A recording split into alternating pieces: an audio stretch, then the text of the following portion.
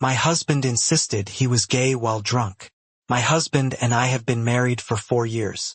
I'm 26, he's 30, and in the 6 years we've been together, I've never had the suspicion that he was gay. Assuming he actually is. The only signs I can really think of is that it took him a while to initiate sex. I always thought he was just shy, like he said. I still have to initiate sex often because he'll only do it like once a week, and sometimes won't even finish himself off. Sex is over once I've finished, and we barely have any foreplay. He always said he was under pressure and that work takes a toll on him. I never questioned it. I mean, he's an apparent medic, and I know it's a stressful job. 2 days ago, he and I were invited to a friend's get-together. While there, he drinks a lot with the guys and is completely hammered by the time we need to leave. He doesn't drink much normally. Either one of his friends even had to come with me so he could help my husband walk from the car to the apartment. When we get inside, he asks me for more whiskey, so I give it to him since he didn't have work the next day. He drinks quite a bit of it. I'm tired, so I decide to head off to bed. I go to give him a kiss like usual, but as soon as I started bringing my face closer to his, he leaned back so far he almost fell off the chair. He had this really confused and disgusted look on his face, and I laughed at first. But then, when I went to kiss him on the cheek, he pushed my face away.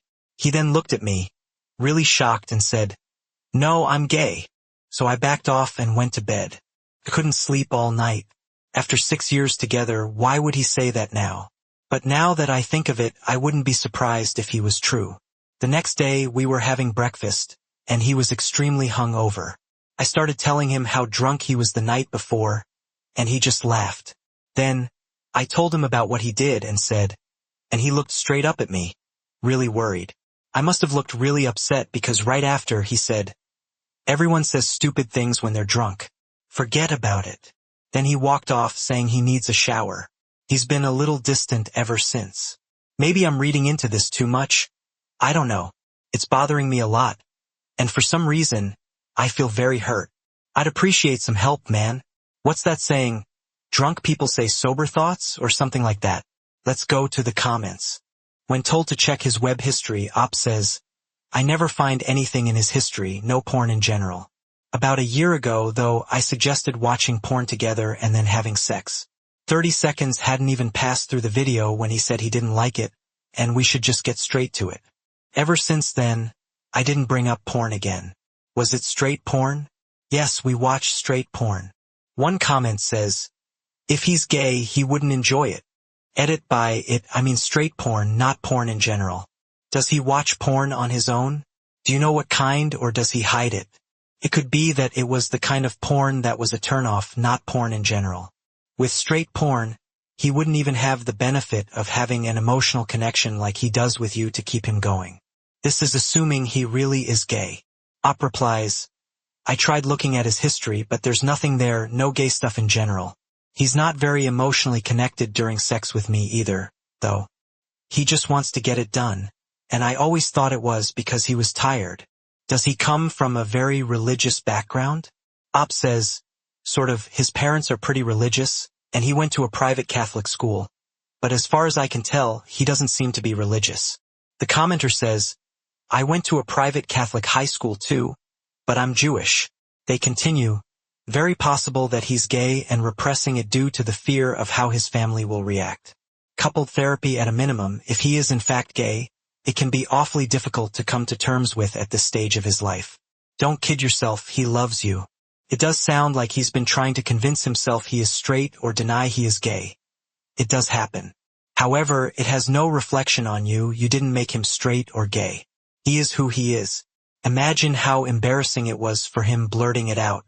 You two need to talk. I have 2 friends that came out after being married and having fathered children. Does it hurt? Sure. He may not be exactly the man you know and love. Talk, and more importantly, listen." Op replies, "He won't talk to me though. He's been giving me the silent treatment. I think I might have pushed him too much." Op updates. 2 days later, ever since I confronted him about what he said while drunk, he had been ignoring me and giving me one-word answers all day. Today, he's been looking extremely tired, worn out, sad, and stressed. I didn't want to push him to talk to me about it because I thought it would make him explode. but it's been eating at me ever since, and I couldn't control myself. I burst out crying while he was getting ready for bed. I told him I needed answers because I didn't want our relationship to be like this. He was really hesitant to talk to me and tried leaving it at, "You don't need to cry. It's okay." But then I asked him if he was attracted to me, and he gave me a look of pity without giving an answer. Then I asked him about women in general, and he gave me the same look. "It turns out you guys were right. He's gay," he said. He was meaning to tell me sometime soon. He said he drove himself crazy thinking about it and finding the right way to tell me, but it came out well drunk instead. He said when we first started dating, he thought he was bisexual, so he went on with it. Then he slowly came to realize he was gay but dug himself into a much deeper hole by then. He said he was diagnosed with major depression and was prescribed antidepressants, but he couldn't take them because the side effects interfered with work. He also assured me he's never cheated on me, flirted with other guys, or been to any gay bars or clubs, and said he had no intention to. I do believe him, though, because I know he's not that kind of person. Also, because his daily routines are the same: work, gym, which is in our apartment, and then straight home. He barely uses his phone for any other purpose but calls, and it doesn't have a passcode on it either. He leaves it around everywhere for some odd reason. I don't feel as angry and upset as I thought I would now that I know what's been going on. But I feel like I'm handling this too well and might break down sooner or later. He said the only way he can be fair to me at this point is if we get a divorce. So we agreed on that. He said he'd tell his friends, his family, and my family exactly what happened so nothing's left in the dark. I guess it all makes sense now. When I first met him, he was a really happy and spirited person, and when I look at him now, it's completely gone. Thanks for the advice, it really helped prepare me for what went down today, and I appreciate it. Now, any tips on moving on would also be of help. Okay, folks. And that's the end of that story. Yeah, pretty rough ending for the original poster there, but it sounds like she's handling it well. I guess the silver lining is that they got out now before having kids or getting any further into their marriage. Anyway, guys, give me your thoughts about that one in the comments, and we'll move on to another story. Alright, over on M the A-hole. This one was written by User Alternative Site, and it's titled, "Am I the A-hole for how I reacted when my niece announced she was engaged?" I'm a 33-year-old male with a pretty big age difference with my brother, who is 44. He had a child at 25, which means that I became an uncle at 14 because we were pretty close in age. I formed a special bond with my niece, Ella, now 18, when she was 16. My brother and his family moved away, so I've been seeing them less recently, but we keep in touch and catch up at family events. Last year at Christmas, my niece told me that she had a boyfriend and told me a bit about him, but I didn't know the guy. He was invited for Easter and a couple of other events but was never able to make it. When we were planning our mother's birthday, my brother decided to invite Ella's boyfriend so that we could all meet him. Yesterday was the birthday. I was looking forward to meeting Mark, Ella's boyfriend, but was very confused when I saw her walk in with a man that looked double her age. Spoiler alert, he is. She introduced him to me and I politely smiled, but deep down I was very concerned. I went to my brother to ask how old Mark was, and he told me that Mark is 36, so literally double Ella's age. She had told me that he was a bit older, but I assumed like early to mid-20s, not almost 40. That's when they called us, and the living room was buzzing with excitement as Ella showed us a ring and revealed that they were engaged. I just said, "What the F?" And everyone turned around and looked at me like I was crazy. I told them that they were out of their minds if they thought that this was normal, that there was no world in which a 30-something should date an 18-year-old, and that she shouldn't be getting married. They all accused me of ruining Ella's happiness. Some even said that I was jealous of Mark, which is so freaking disgusting I can't even explain it. I mean, I'm younger than Mark, but never in a million years would I ever consider dating someone younger than 25. They told me that it was perfectly legal as they were both adults, which isn't true because they've been dating for a year, and Ella turned 18 just 7 months ago. They argued that if they were happy, that's all that matters. I told them that they were sick for allowing this and that he was a predator, but they wouldn't listen. I know this isn't my business, but I can't help but fear for Ella. She is young and doesn't really know what she's getting into. I'm really scared of her getting married and being unable to leave him when she realizes how sick it was. I then left and slammed the door, and have been receiving pretty wild messages and calls since then. I don't know if I was wrong for this and if I'm just overreacting, or if I wasn't wrong, I don't know what I can do to make them realize how wrong it is. Mal, no way, man. It's wrong enough that they're dating now, but when he said that they started dating when she was still 17, bro, Ops concerns are very warranted. Let's go to the comments. A 35-year-old going after a 17-year-old is ick. They're just too far apart in life experiences and stations in life to have a relationship based on mutual respect and equality. These types of relationships are usually based on mutual exploitation. He gets a PY power. She gets access to material benefits not usually earned by people in her age group. And that is not a great thing to base a relationship on. I know I'm generalizing, and there are cases of true and healthy love between people with this kind of age gap, but my action is the same as yours. This likely puts you on the ass with your family, but someone had to say what you said. I, at 18 years old, married a 31-year-old, and my advice to your niece is run, run, run. He's a predator. You're right. The most important thing you can do is get her on birth control because he's going to destroy her life, not the a-hole. Call your niece and apologize for your outburst. Explain that you've never known a good man of that age to go after someone so young and you reacted out of fear. Tell her you trust her to put herself first, and you're always there for her. This is important. It's pretty much guaranteed that she is or will be a victim of this man's abuse. So make it clear you'll ride or die. This is part of your insurance against isolation. Call your brother and apologize for your reaction. Then act like he must be concerned, act concerned for him. How are you managing this? You must be so scared for her. It must have been awful to realize you couldn't protect her. Yep, L on the shame. By pretending to be concerned and empathetic, find out how and where they met. Pretend to be interested in a cute way. Oh, how did you meet? If this man is in any sort of job that brings him near minors, report him. Do a social media search, is he recently divorced, etc.? Op answers some questions. Does Op and his family know anything about the boyfriend's background? I quickly went over his Facebook account, so it's not really verified info, but I saw pictures of him with his ex. I think she looked 20 to 24. Maybe it's still better, but if the guy has a thing for younger girls, that's even more wrong. And it seemed like he was still with his ex when he started dating my niece, so even weirder. How did Op's niece meet the boyfriend? BR Sports, apparently my niece does tennis and so does he, in the same club. And they met during a tournament, at least that's what she told me the first time she told me she had a boyfriend. And was the boyfriend Ella's coach when they met? No, I don't think so. From what I understood, Ella was in a tournament in her club, and she played against adults. She played against Mark, and after he came to talk to her, so they talked, and that was basically it. Okay, on to an update.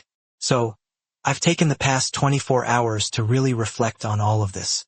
I try to take in most of the advice and the comments, and here's what I've decided. I don't think that me telling her and everyone that the relationship is weird was wrong.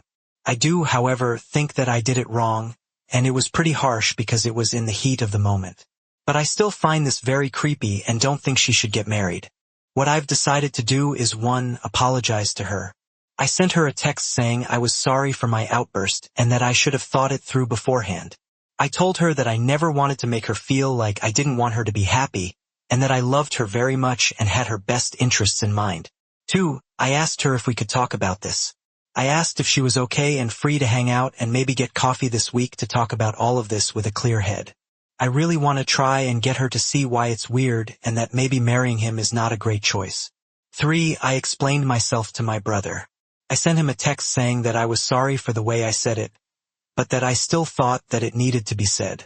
I explained to him why I think Mark is a predator and this relationship could have a very negative and damaging impact on Ella. I'm still waiting on their replies. I'll update when they reply or when I see Ella, if she accepts, depending on how long it would take. In the meantime, I really want to thank everyone who gave me advice and was constructive and really tried to help my niece out of the situation. I also send my best to all of the people in the comments sharing similar stories when they were teenagers getting groomed. I'm so sorry this happened to you, and I really hope you're doing better now. Some comments say that Op should be there for his niece should she have any further concerns or worries about her relationship with her boyfriend. He replies, "If she doesn't want to talk about it, then fine, it's her choice. But the least I can do is ask. You don't just let it go when it's predators we're talking about. Do you know how trapped she can be for years if she goes through with it? The least I can do is try my best to let her know that it's weird before she makes such a commitment. And if she doesn't want to hear it, then fine. But no one should just let it go when it comes to these things. Yeah, I'll definitely let her know that I'm always there and be ready to help her get out of the relationship when it all goes wrong. But I think it's also important to try and talk her out of it. It might not succeed, but if there's even the slightest chance that it does, then it's worth trying. I'd rather she gets out of the relationship now than in 3 years when she's traumatized by this guy." Another update 4 days later, so, following my text, see the last post. Ella replied and told me she agreed to meet with me and talk. I just came back from seeing her, and here's how it went. She asked me what I wanted to tell her, and I started explaining that I didn't think her relationship was very healthy. I told her that no older guy should want to date a teenager. I told her that she was an incredible woman, so I wasn't saying it was weird that someone would want to marry her, but that guys my age normally shouldn't even look at a teenager. She wasn't convinced and said that sometimes it's true, but sometimes it's okay. I asked her how she would feel if I told her that someone born today could be her future partner, and she said it felt really weird. I also asked her if she would consider dating someone younger than 15, and she said no. I could see her starting to realize that Mark maybe didn't have the best intentions. I also asked her if she knew about his previous relationship, and she said vaguely and just told me the girl's name. I asked her if she knew how old the girl was, and she said she was 21. I also asked her if she knew that their relationships overlapped, and she said that Mark always told her he was single since they met, but she kind of felt like that wasn't true. I told her that since his previous girlfriend was also significantly younger, it seemed like he had a thing for younger girls, which is kind of weird. After the discussion, she told me a bit more about their relationship. She told me she was starting to feel weird about it because of Mark's recent behavior. I asked what she meant, and she said that he'd been flirting with a lot of girls who were also all younger, including some of Ella's friends. When she confronted him, he sort of gaslit her into thinking it wasn't flirting. He was also making a lot of comments about having children with Ella and how cute it would be to see her raise them. She told me she was absolutely not ready for that and also wanted to go to college and work, and not be a stay-at-home mom. Because of all of that, she was doubting her relationship, and I told her that I understood. She said she was scared of breaking up with him because he had become her whole life recently, and she didn't know what she would do without him. I told her that she was surrounded by people who loved her and would be there for her, and that she was a lot more than just Mark's girlfriend. I said that she knew my opinion on it, but that ultimately the choice was hers, and that I just wanted her to be happy. I also said I would be there for her no matter what. She told me that she'll try to break up with him this week and she'll let me know how it goes. I'll edit this post if I have more info. Also, again, thank you to everyone who gave advice and tried to help us. I really appreciate it. Edit. Okay, so I just want to say some people in the comments seem to think that this is fake, and you know what, I can understand that, and I don't really care. I'm not asking you to believe that my life is real or fake. It's great that you don't just believe everything you see online. But I just want to say this. There are hundreds of people on here or elsewhere that share similar stories. I'm not really affected by people thinking I'm lying, mainly because I'm not the one in that situation, but some people might be. Some people come on here to share something that might have traumatized them, and the last thing they want is for others to think they're lying. So if you don't want to believe me, that's fine, but the next time, keep that to yourself. It's fine to not believe something, but you don't have to say it because it might make other people feel really bad. Op clarifies details regarding the boyfriend's previous relationship prior to the current one with Ella. To explain this in more detail, I went through the guy's socials with my friends a few days ago because we thought there might be other weird things going on. We ended up finding info about his previous relationship, the one right before Ella. So, Ella told me at Christmas on December 24th that they'd been dating for a few months. But when we searched his Facebook, we saw a post wishing happy birthday to a girl he called his baby on December 12th. This girl appeared in other posts where they were kissing or he was calling her pet names, so we assumed she was his girlfriend, which Ella confirmed afterwards. This girl also looked very young. He at one point wrote something about her and said, "As soon as you're done with college." So, we knew she was in college and she looked between 20 and 25. Ella then confirmed that she was 21. But yeah, basically, it seemed like he was still with his ex while dating Ella. So, I asked her if she knew about that. Op should be prepared to support his niece if she chooses to break up with her boyfriend and distance herself from the family if they're blaming Op for Ella's breakup. Yeah, I'm pretty sure if she ends up breaking up with him, which I hope her dad will blame me for it. That's the last thing she'll need if she manages to get out of that relationship. I will gladly take the blame, but I'm just scared she'll feel guilty about it and blame herself if she sees that her dad is mad at me. She's a very empathetic kid, which is a really great quality, but sometimes she hurts herself because of it. Another update 1 month later that I know it's been a while since I posted the last update, and a lot of people have been requesting updates on the whole situation. But until now, I hadn't really received any news, so please forgive me if this update took a while to come. Since my conversation with Ella, I would check in on her once or twice a week and ask how things were. She'd always tell me pretty much the same as what she told me a month ago. Basically, there were many red flags, and she was getting more and more uncomfortable in her relationship. But she also didn't know how to break up with him. I tried to give her some advice, but eventually told her that I thought she should do it when she felt comfortable. Yesterday, I called her to know what she had planned for Christmas, and if she'd be coming to the Christmas dinner that I was hosting. I also asked if Mark would be coming. That's when she told me that she had broken up with him the evening before. She was pretty shaken up, so I didn't ask for too much detail and asked if she wanted to come to my house for a while. She said that Mark had left to stay with his family when she told him, so she was okay staying home. This is maybe not a very detailed update, but here's what I know. She told me that he'd been getting angry at her all week for small things. Then they were talking about Christmas, and he insisted that they shouldn't go with Ella's family and instead spend a week with his family, because they see them less often. They live out of state. And after that, he made a comment about how he hoped that the next year, as a present, they could give his mother a grandchild. That's what really made her break up with him.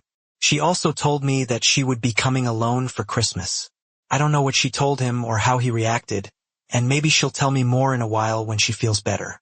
If not, I won't ask her to. If I get more information, I'll edit this post, but for now, that's it. Again, thank you to anyone who gave advice and tried to help with the situation.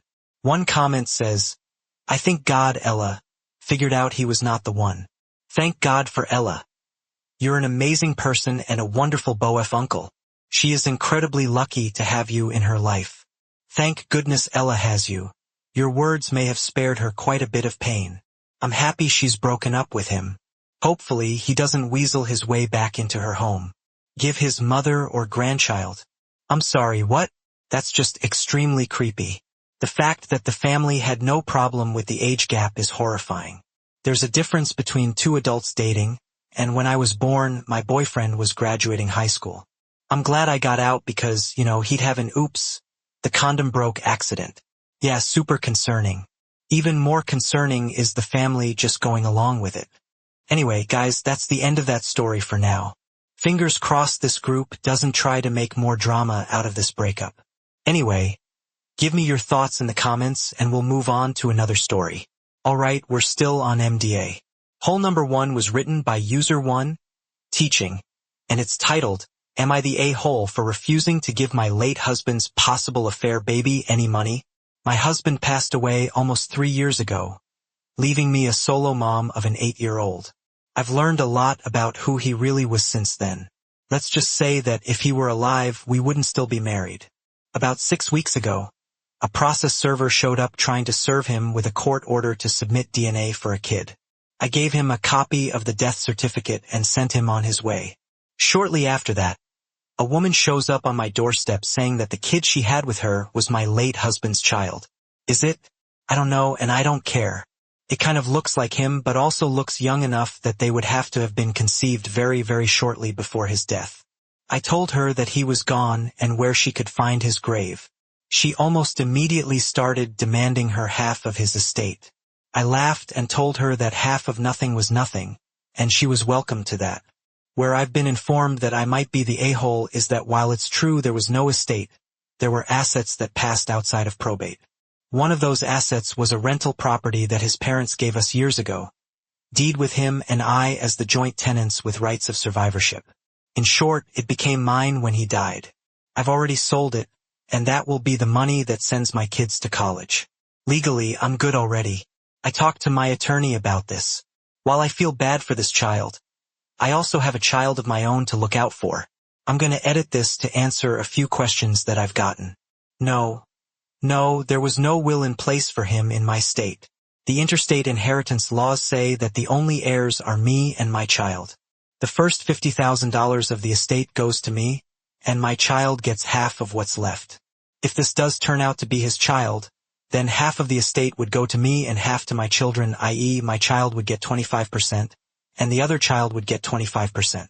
However, that is a moot point because his estate was literally an empty bank account and $40 in cash. Everything else passed outside of probate. A good state attorney is worth every penny, even if I could never get him to meet with her to do his damn will. There was no life insurance. Yes, I'm in the U.S., and my child is receiving survivor's benefits. They aren't huge, but they do pay for the therapy bills. He hadn't worked for a vast majority of their marriage, but luckily did have enough credits to qualify. At this point, I'm not opposed to helping the other child receive the same benefits since it won't affect mine. However, my attorney has recommended to hold off at this time because we don't know what she's up to. She assures me that if the other mother files with Social Security, they'll backdate any payments to at least the date filed, so holding off won't affect the total amount. If it does turn out to be his child, I have no idea if she knew he was married at the time or not. My husband's parents are alive, but our relationship is strained at best. I haven't told them about any of this and have done my best to let them keep believing that their son was a saint. Tread carefully. Could be a bit of a cash grab for this woman. You're smart not to jump the gun and let the processes take place. Let's go to the comments. Not the a-hole for having nothing to offer. But you're definitely the a-hole for referring to this child as an it, like he or she isn't even alive to you. How hateful that a child is innocent, completely innocent, and they're a person who did literally nothing to ask for your cruel dismissiveness of their very humanity. Op replies, I'm trying to maintain some semblance of privacy here by not referencing whether it's a boy or a girl. I live in a small town, and the rumors are already flying. Not the a-hole, and for what it's worth, that's not a terribly uncommon scam. For some reason, if you still have the papers, I'd look into if they were even legitimate. Op says they were. That was the first thing my attorney looked into. The working theory is that she really didn't know when she filed. Why she waited so long is anyone's guess. Not the a-hole. You owe her nothing info other than her word. Do you have any proof that he actually did sleep with her? Do you have any other reason to change your opinion about your husband at this point? Op says, I haven't found anything definitive that he was sleeping with anyone else, but I did find out that he was hiding a drug addiction and lying about a lot of other things, so it's possible. Op clarifies on the possible estate. When I say there was no estate, I mean there was no estate. We had separate bank accounts. His was empty, and there was $40 in his wallet. Still there, actually. He didn't work, had no life insurance, and was generally uninterested in handling financial stuff. There was nothing else that wasn't jointly owned or solely in my name, not the a-hole. But keeping a rental property would have been a better choice than selling it and letting it sit in a bank account for a decade. Op says that place was an albatross. It needed thousands of dollars of work, and I just didn't have the bandwidth to be a landlord at that time. It's actually in a brokerage account, so it's not losing ground to inflation. Does Op or her child qualify for survivor benefits? My child does receive benefits, but not nearly that much. It's enough to cover their therapy bills. My husband hadn't worked consistently in at least 10 years, but, thankfully, did have enough credits to qualify. Oh, what's going on here? Let's go to an update. So, it is his child, or at least there's enough shared DNA to determine that my in-laws are the grandparents, and there's no way it's their other sons. The biggest update is that the mother doesn't currently have custody. I'm still a bit unsure of the timeline, but there might have already been a CPS case open when she first contacted me. She's apparently a fan of the same illicit substances that my husband was. That would explain how they met. Unfortunately, that means that the child is now in foster care. My in-laws were not deemed an appropriate placement, and I won't do it. I've been working with a caseworker with regards to getting Social Security benefits for the child. In my state, survivor benefits offset any child support obligations, so even if there was an estate, the SS benefits most likely exceed the amount he would owe based on his work history prior to death. This hasn't affected my own child's benefits. I still haven't determined exactly what I'll do with this information going forward. I've set aside some money in an online savings account, but it's still in my name until the mother's rights are completely terminated or the child ages out of the system. I don't want anything that would possibly give her access to it. I will also eventually have to tell my child that there is a sibling out there. I've been through the ringer over the last couple of months, and I'm still just so freaking mad that I'm still cleaning up my husband's mess. Wow, some final comments. Does Op's husband have any siblings that could take the child in? There are 2 siblings, both out of state. His brother is single and in the military and isn't a good option. His sister is, let's just say, maliciously child-free. There are a couple of cousins that might be suitable eventually. I'm really not sure what's going on with that process because even though I'm friendly with the caseworker, I'm also not related to his child nor am I a licensed foster provider. So there are limits to what you can tell me due to privacy. Why can't Op take the child in? I won't go as far as calling them a burden, but I'm in no position to take on another child, and I've taken measures to prevent that. I already feel like I fail my own child on a weekly basis. Wow, I can't imagine how hard this has been for you, and I'm so sorry you're dealing with this. You're not just managing the fallout of your late husband's actions. You're also being incredibly thoughtful about protecting your child and this other child's future, all while trying to navigate your own emotions. I think it's really commendable that you're ensuring the child gets the Social Security benefits they're entitled to, even though you're under no obligation to do so. Setting aside money for their future is above and beyond, especially given the situation with the mother. Keeping it in your name until things stabilize sounds like the smart and safe call. When the time comes to tell your child about their sibling, I hope you have support to help navigate that conversation. You've already shown so much strength and grace in a really unfair situation. Don't forget to give yourself space to process everything. You deserve peace after everything you've been through. You're doing amazing even if it doesn't feel like it. And remember, the best response to, "Why won't you take your husband's fair child?" is, "It's the right thing to do. The kid is innocent in this. How can you be so heartless and not take the child? You have to take the child. Thank you for volunteering. I'll contact the caseworker immediately and let them know you're going to take the child since it's the right thing to do." What money did a fair partner think she was going to get when she knew that her boyfriend and drug partner wasn't even working, and they were both spending all their money on drugs? Why are people telling Op to take the child?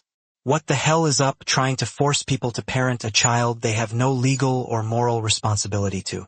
This is just a crap situation all around for Op and the affair child. Honestly, she's doing more than many others would. I can't blame her at all for not wanting to raise another child, let alone the offspring of her late husband's affair. Leave it to a selfish cheater to force everyone to have to clean up his mess.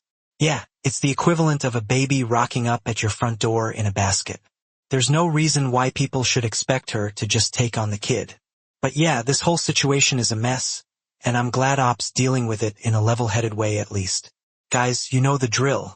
Let me know your thoughts down below, and we'll move on again.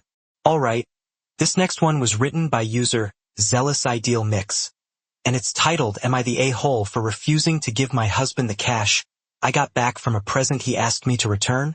For context, my husband, 46, got into a terrible cycling accident last year. He suffered from a punctured lung, acquired a chest tube, 3 broken ribs, and a broken clavicle. He spent 5 days in the hospital, and it was really scary for all of us. He is finally back on the bike and training again. The kids and I worked really hard for his birthday present this year. We wanted it to be something to recognize how proud we were of him getting back on the bike. It's important to mention that when we asked what he wanted for his birthday, he would tell us, "I don't need anything." By we, I mean me because our kids are both under the age of 7. We got him a Garmin Varia, which is a bike radar and camera that provides a tail light visibility to approaching cars and notifies the biker of approaching cars. The total cost was $500. We gave it to him last night, and it was pretty obvious he did not want it. This morning he asked me to return it. I'm ticked about his ungrateful reaction, but that's another conversation. Later on today, he informs me that he'll just take the $500 cash amount as his present instead. I told him, hell no, he doesn't want the gift, fine, but I'm not giving him the money, especially with how ungrateful he was for the original gift. He says I'm the a-hole and that it's his gift and therefore his cash. So, am I the a-hole for not giving my husband the cash that I'm getting back for returning the gift he didn't like? Let's go straight to the comments. As a cyclist myself, I'm confused why he wouldn't want that rear camera for extra insurance, especially after being in an accident. Your husband went through his own experiences after his accident. Perhaps he's not as comfortable about being on a bike as you think he is. Maybe someone should ask him why he doesn't love the gift. It appears this gift is more about how you feel and less about your husband. Op replies he's riding about 20 miles several times a week. He is back to training for a triathlon. Info out of curiosity. If he wasn't interested in the gift, how did he know the cost and why didn't he turn it in himself? Asking for the nitwits in the peanut gallery who are insisting that the gift is about how you feel, which is actually the point of giving a gift, to express your love. Op replies that he knows about the product because he has other Garmin products. He estimated and was right. I don't know why he won't initiate the return himself, but regardless, the money will go back on my card. Not his. Not the a-hole. I'm assuming you spent more money on his gift because it was something that would say, "We love you, and we want you to be safe." So yeah, give him some money or another gift, but something that you would have gotten usually like $50 or $100. Op replies, correct about everything. I spent more than we usually would because I truly thought he would appreciate this for himself and see the value for the whole family. Op comments on why she wanted to get a gift that is associated with her husband's accident. He's biking again a lot. He's training for a triathlon, so he's back out there multiple times a week. Yeah, it seems weird that he wouldn't just accept the present. It sounds like a pretty good present to me for someone who rides bikes a lot. Okay, on to an update for days later. I'm not sure if this is how you're supposed to post an update. I had no idea my post was going to get this much attention. Thank you everyone for your advice. I want to clarify a few things. 1. This present was not a way to encourage him back on the bike. He's been riding again for several months now, 20 plus miles at least 3 days a week. He's training for a triathlon. 2. I asked my husband if the present brought back any traumatic memories or treated him harshly. He told me it did not. His reason for not wanting it is that he doesn't want all the extra electronics on his bike. He did apologize for his reaction and thanked the kids and me for the thoughtful gift but explained that he would never use it. 3. Not that it's really anyone's business, but we have a joint account, and then we each have our own separate bank accounts. It works for us. For I did not give him the money. We agreed to use some of the money to set up a fire pit in our backyard, which is something he's wanted to do for a while. The rest of the cash is going back in my wallet. And 5, I got the Garmin Varia RCT 715 with rear view bike camera for $399, and then I got the Garmin Edge 130 Plus compact bike computer to go with it, which was $120. For those of you questioning if I'm telling the truth about the price, that's all, folks. I wish you kept the gift for his safety, but I can't force him to use it. I've learned my lesson, and I will no longer be buying surprise gifts for him. If he doesn't tell me exactly what he wants, he'll get a gift card. Alright, well, there you go. His excuse is, I don't know, passable. I suppose some people really like the aesthetic of their bikes not having too many things on it, so I guess I can understand that. Let's read some final comments. It sounds like you're doing what's best for both of you, even if it's not what others might expect. A joint effort for the fire pit is a great compromise. As for the gift, it's okay to learn and adjust next time. Just ask what he wants. Sometime in the future, you might try to have a conversation about this setup again. I'm an avid cyclist, and the Garmin Varia is really nice. The Varia giving me a heads up that there is a car sneaking up behind me is really, really nice. The camera is an added bonus, but one that he might not see benefits from right away. The Edge is also a great training tool. I assume he's using Strava on his phone to record his rides. He's going to get much better data from the Garmin. For what it's worth, in the end, it's up to him. But man, I really like what you tried to set him up with. I ride every weekend on some country roads. I can't imagine riding without my radar. It gives me peace of mind, knowing a car is approaching from behind, so I better try to move over as much as possible. I was reluctant to get one at first because I didn't want to spend the money, but my wife convinced me it was worth it if it saved me from one accident. Maybe I don't get it because I'm not a cyclist, but I'd be kind of annoyed if a loved one refused to use additional safety equipment after getting into a serious accident. I'm a cyclist and I have one of these radars. When I first got it, I was really on the fence. I have a mirror on my bike. Do I really need an expensive electronic device that mostly does the same thing? So I feel the guy's hesitation, but after the first time using it, I never ride without it. It's fantastic. It's easy to zone out and not pay attention to the mirror, and this jolts you back to reality when a car is coming, especially if I'm riding with someone and we're talking. I get twitchy if I forget it for some reason. I have a couple of bikes, so I have to switch it back and forth. There you go. Might have to look into that one myself.